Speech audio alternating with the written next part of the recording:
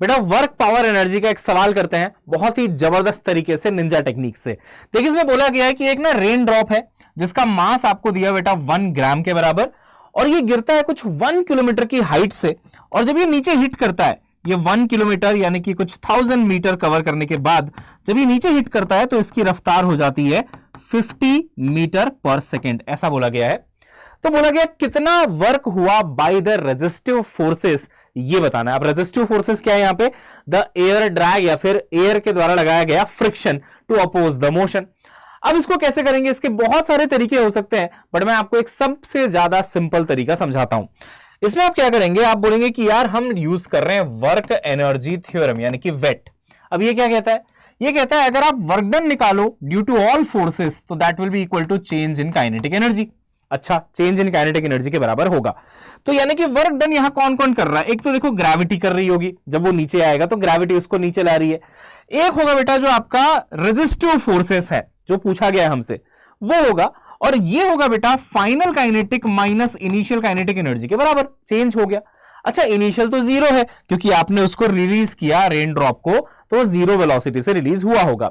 अब देखिए ग्रेविटी कितना वर्क डन करेगी। जब आप किसी पार्टिकल को बेटा जिसका मास m है, इस पे फोर्स लग रहा है ग्रेविटी का mg, जब ये h हाइट कवर करके नीचे आता है तो ग्रेविटी का वर्क डन होता है पॉजिटिव mgh, क्योंकि mg भी नीचे है h भी नीचे है, तो ग्रेविटी का वर्क डन हो गया बच्चों mgh plus resistive force is equal to kinetic energy हो जाएगा हाफ mv फाइनल का स्क्वायर।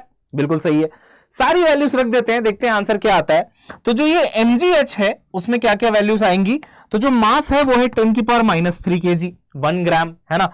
g की वैल्यू है 10 और हाइट है 10 की power 3 metre, 1000 metre, plus w resistive ले लेते हैं बराबर, ये हो गया हाफ इंटू 10 की पावर -3 अगेन द मास, और फिर v स्क्वायर 50 से हिट किया था तो that will B how much? 50 का स्क्वायर हो जाएगा आपका 2500 के बराबर।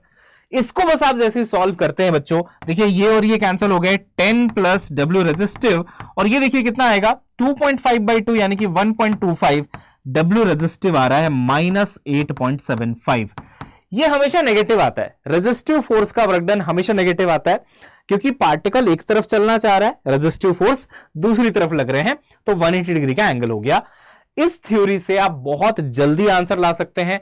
अदरवाइज और भी तरीके हैं कि एनर्जी कंजर्वेशन किया, देखा कितनी एनर्जी होनी चाहिए थी, कितना लॉस हो गया, उससे भी आप निकाल सकते हो। बट वेट यानी कि वर्क एनर्जी थ्योरम का एक अच्छा एप्लीकेशन था इस क्वेश्चन के अंदर।